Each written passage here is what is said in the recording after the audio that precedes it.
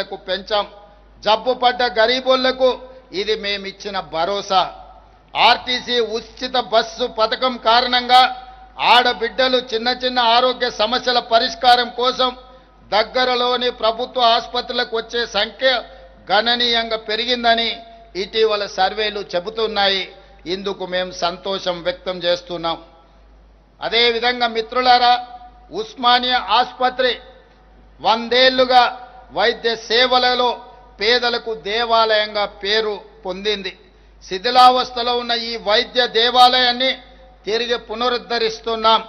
27 ఎకరాల విస్తీర్ణంలో గోషామహల్ ప్రాంతంలో 2700 కోట్ల రూపాయల వ్యయంతో నయా ఉస్మానియా ఆసుపత్రిని తెలంగాణ రాష్ట్రానికి అందించబోతున్నామని చెప్పి మనస్ఫూర్తిగా మిమ్మల్ని మీ అందరికీ తెలియజేస్తున్నాను.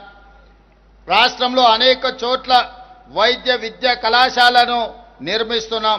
ప్రజాప్రభుత్వం ఏర్పడిన తర్వాత వైద్య ఆరోగ్య రంగంపై 16,521 కోట్ల రూపాయలను ఇప్పటి వరకు వ్యయం చేశాం. అదేవిధంగా మిత్రులారా, ఆడబిడ్డలు ఆశీర్వదించిన మా ప్రభుత్వం మహిళా ఉన్నతి తెలంగాణ ప్రగతి అనే నినాదంతో 1 కోటి మంది ఆడబిడ్డలను కోటీశ్వరులను చేయాలనే లక్ష్యంతో మేము ముందుకు సాగుతున్నాం. బాధ్యతలు స్వీకరించిన 48 గంటల్లోనే మహాలక్ష్మి పథకం కింద ఆడబిడ్డలకు ఆర్టీసీలో ఉచిత బస్సు ప్రయాణాన్ని ఈరోజు కల్పించాం. ఈ పథకం తెచ్చిన విప్లవాత్మక సామాజిక మార్పు ప్రతిపక్షాలకు అర్థం కాదు. ఆర్టీసీలో ఆడబిడ్డల ఉచిత ప్రయాణం పేద మహిళ ఆర్థిక స్వావలంబనకు పునాది అవుతుంది. ఆడపిల్లలకు విద్యకు అండగా మారింది.